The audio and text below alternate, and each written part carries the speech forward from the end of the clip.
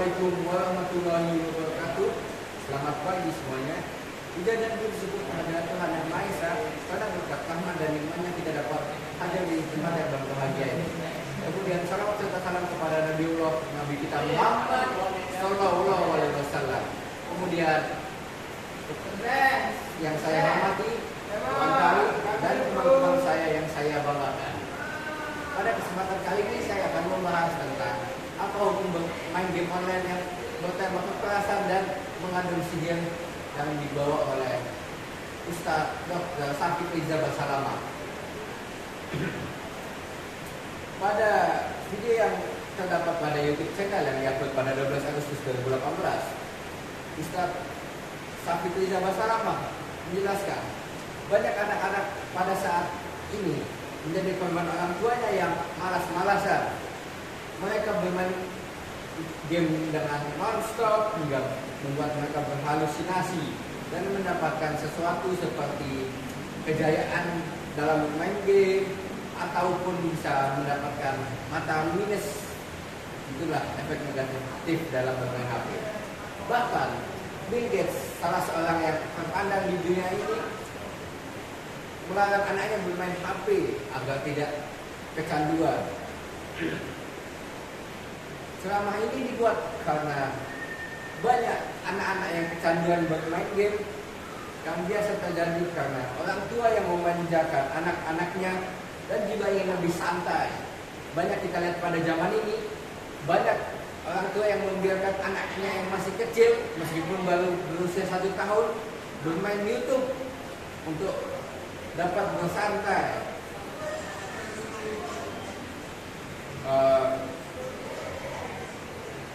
Para orang tua harus dapat mengawasi dan memberikan bimbingan kepada anak-anaknya dan juga memberi batasan dalam bermain HP agar kita mengerti hukum bermain HP yang berlebihan.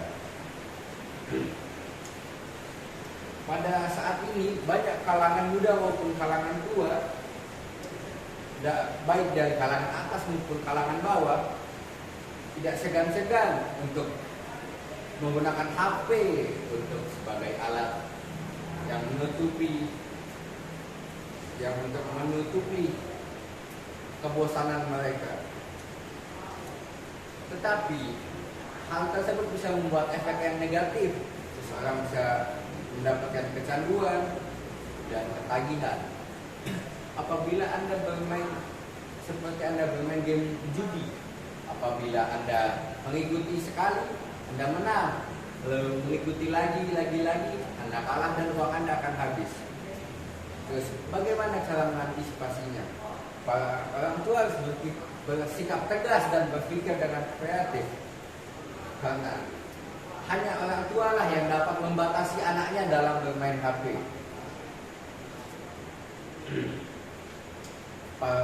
Orang tua harus membatasi anaknya dalam bermain HP, tetapi bisa juga mencegah dengan tidak memberikan HP dari usia dini maupun sampai usia remaja. Para orang tua harus bisa memberikan permainan tradisional untuk anaknya seperti petak umpet atau petak umpet untuk menstimulasi anaknya agar tidak bermain HP. Kemudian terdapat seorang anak yang melukai dirinya sendiri karena HP-nya diambil oleh ibunya. Kenapa? Karena anak tersebut tidak hidup dalam dunia nyata. Dia hidup dalam dunianya sendiri. Dia hidup dalam dunia yang disebut medsos. Padahal dunia tersebut belum tentu benar. Apabila kita mengambil HP dari seorang anak, dia bisa jadi melukai dirinya, tidak mau makan, tidak mau ibadah. Tetapi apabila kita memberikan HP, tentu saja lebih banyak efek negatifnya.